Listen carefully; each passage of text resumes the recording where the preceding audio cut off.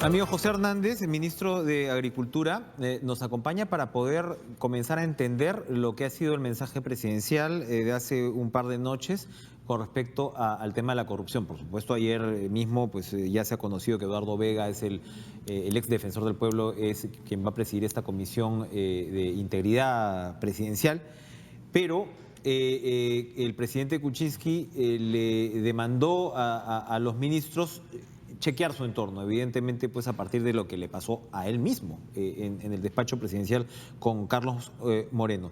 Y ya el mismo 18 de octubre, ayer el Ministerio de Agricultura y Riego creó la Comisión de Lucha contra la Corrupción del sector Agricultura y Riego, que va a estar adscrita directamente al portafolio del ministro. ¿Cómo está, ministro? Gracias por estar con nosotros. Buenos días, Ricardo. Bueno, Enrique, Enrique. Cuénteme, ¿cómo va a funcionar esta comisión? Sí, nosotros hemos creado la comisión que va a depender directamente del despacho del ministro, ¿no?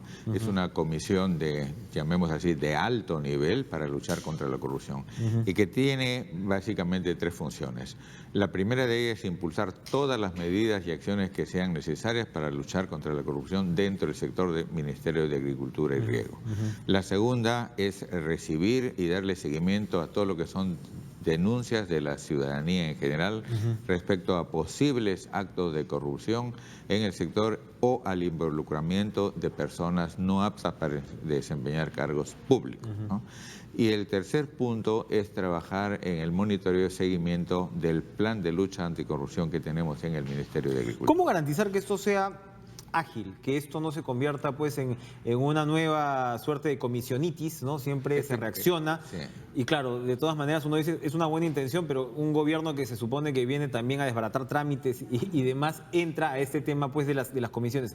¿Cómo hacer que esto no sea flor de un día y que tenga resultados? ¿Qué tipo de funcionarios son los que hay que tener ahí? Claro. Que yo creo que es lo clave, ¿no? Sí, efectivamente lo que les hemos pedido de manera encarecida es que no vayan a tener grandes reuniones, grandes sesiones y no concretar nada. Nosotros necesitamos en el sector agricultura y en el sector público en general recomendaciones y acciones concretas para poder trabajar en este tema que es la corrupción, ¿no? La corrupción afecta a todos. Entonces todos debemos estar vigilantes para no cometer estos actos. ¿Cuántos funcionarios tiene en su ministerio? En general nosotros estamos hablando de poco más de 8.000 trabajadores. Y de estos, por ejemplo, los cargos de confianza, ¿cuántos son? Los cargos de confianza, nosotros tenemos distintas OPAs, distintos programas especiales, tenemos 10 proyectos especiales en el país, imagínense.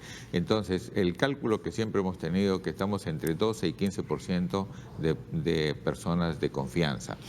Sin embargo, en esta gestión nosotros no hemos cambiado esa cantidad de gente, ¿no? Hemos hecho pocos cambios recién, hemos reubicado a alguna gente de acuerdo a sus perfiles y estamos en proceso de evaluación de otros tantos, sobre todo con participación de las organizaciones de usuarios. ¿Qué pasó con Wilmer Dios, que fue expresidente regional de Tumbes, que tiene una sentencia por colusión desleal? Él era secretario general.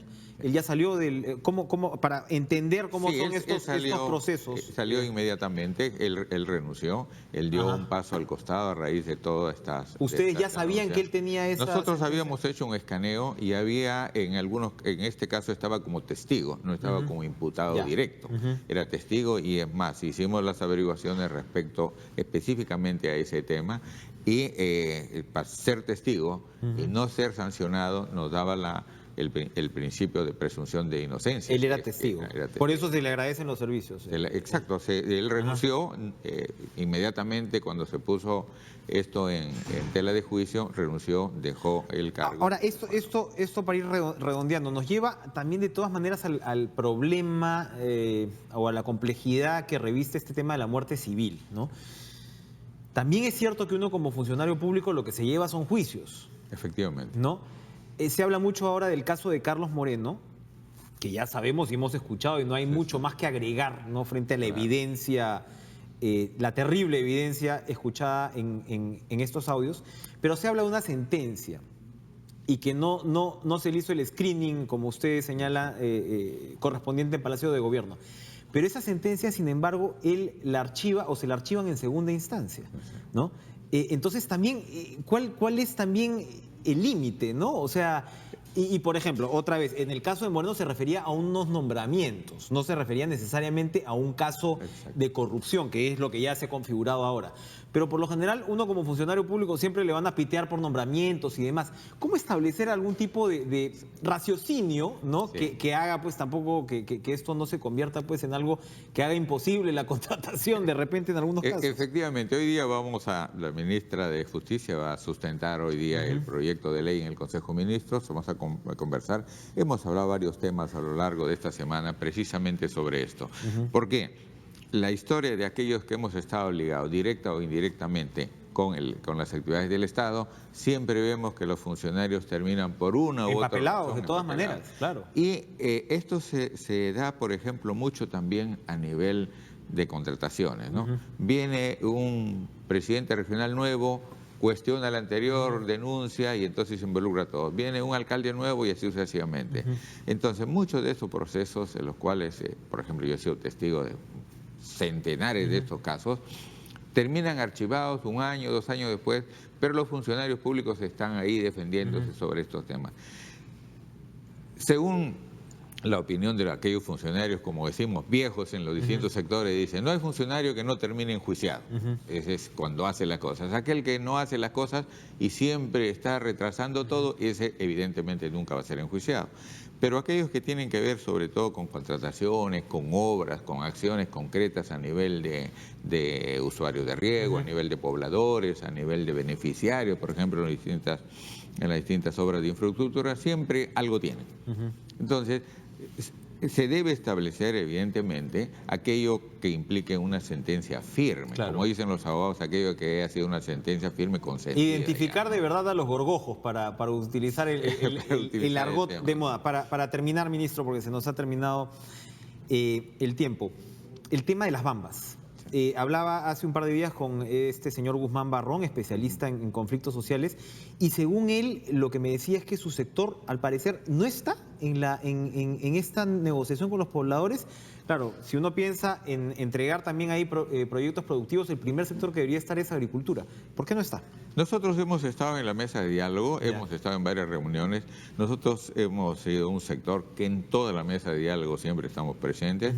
El sector de agricultura y riego ha llevado a la práctica los distintos acuerdos que se ponen sobre la mesa, sino que esta situación ya es una situación muy particular. Se escapa un poco ya. Sí, que ya no está en el marco de esa mesa grande. ¿No hay algo que pueda hacer el sector agricultura de repente a la hora que se retomen los diálogos? Efectivamente, ¿no? ¿Cuáles son las exigencias de los pobladores? En este momento, la exigencia principal era los cambios que ha habido y los desacuerdos en el uso de una carretera. Por eso que la comisión está yendo específicamente a eso. Si se abre, como ha sido las mesas anteriores donde participaban distintos sectores, en los cuales el sector agricultura también ha tenido participación y ha llevado a la práctica distintos proyectos que se acordaron en la mesa, nosotros gustosos de ir. Aquí lo más importante es abrir el diálogo. Las posiciones de intransigencia no nos conducen a nada.